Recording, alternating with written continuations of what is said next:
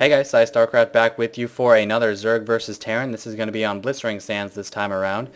This is Psy, the blue Zerg in the bottom left, against iEchoic, the red Terran in the top right. Both of us are Platinum League players, and this is going to be a Zerg versus Terran mech game. I don't know if I said that already, but the second installment of my mech series. A lot of you Zerg players have been having problems. I hope you watched my last game where I went roaches. Pretty much just pure roaches against mech. This game is going to see a lot more variation, and it's going to showcase a really nice transition on both players' parts in dealing with what the other player has. So it's going to be a good one. Here we are. Typical 9 Overlord opening. Say that every single game. Nothing too fancy. And you'll notice last game I didn't actually send out a drone scout. It was on, what was it on? Steps of War. I should have. You should really do it on any map, especially, oh, there goes my phone, especially if it's a 2-player map, because you can scout right away and try to get a little bit of intel. But I'm choosing not to scout once again, and it's kind of going to suck. But I've got my Overlord moving. His position is going to be right about here, so I can scout out any kind of expansion. This guy is going to be checking for any kind of proxy, maybe a bunker placed up here to try to prevent any kind of fast expansion. But eventually he's going to fly all the way up here and do another sneak in like the other guy did. It's always good to have your first 2 overlords have a purpose. And this guy's purpose is scouting the expansion. This guy's purpose is going to scout what he is trying to do. And this is one reason why fast expansions aren't always the best. It is like the bread and butter of my game. I love fast expansions.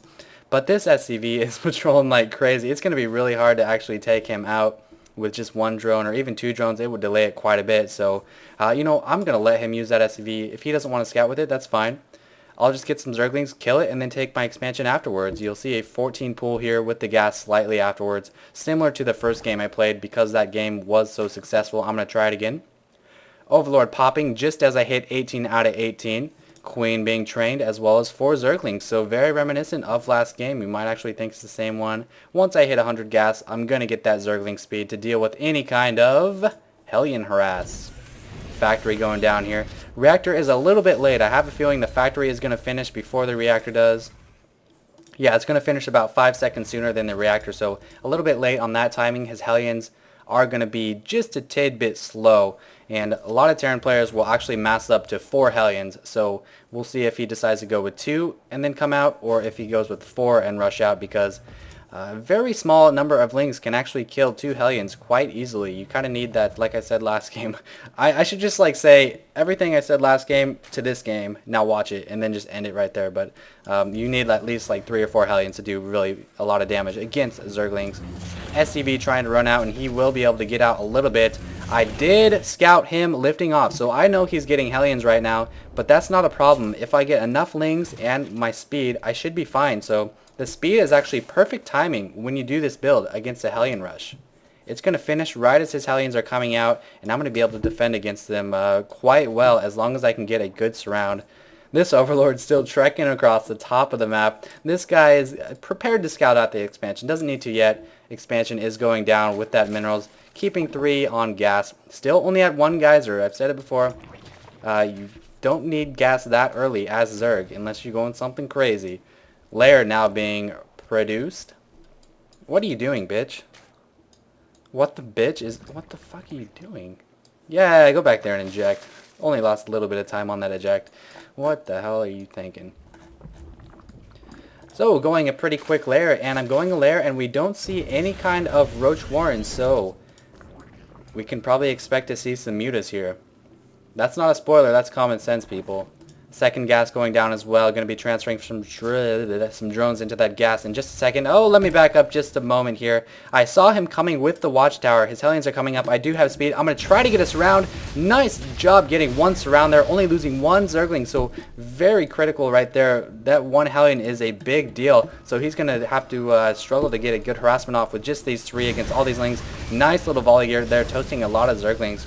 Continuing to produce them. You'll see the production tab, 10 more Zerglings coming out, trying to chase these. I don't care if these Zerglings die. I just don't want my drones to die, because I have the expansion. I am prepared to out macro him as long as I don't suffer any damage from these Hellions.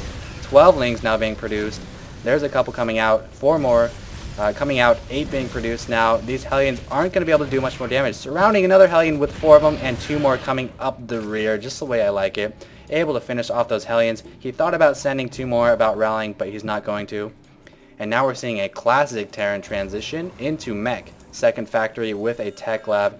And you'll see up there in the production tab, I am doing my creep tumors. I'm trying to do my creep tumors. But I could actually stand to poop some overlords around here and even out here. Maybe get the speed as well. But my Spire is training. I'm running off 2 gas right now, which I have saved up a lot of gas just because I haven't used any roaches or anything like that. So I will be able to fund quite a few mutas when it comes out. When the Spire completes, that is. Gonna try to break down these rock but like every smart Terran player, he has a supply depot there and some Hellions ready to toast up these Zerglings. Losing 1 Zergling, 2 Zerglings, 3. Oh, gonna get a nice surround possibly. No, I could have had him surrounded right there, but not quite able to pull it off. Killing 1 Hellion, losing quite a few Zerglings. Luckily, I have not lost any drones. Taking the tower and running back down to their death. Poor, poor Zerglings. Now producing my 3rd geyser here. Still just a Spire. I have not scouted for sure that he is going a mech build. So I haven't put down any Roachborn. I haven't put down an Infestation Pit, both which are very good against mech. So my response to this mech play is a little bit slow. 4 Mutalisks coming out as well as some more Zerglings. But they're going to be countered quite nicely by mech just because Thors and Hellions are so strong against those two.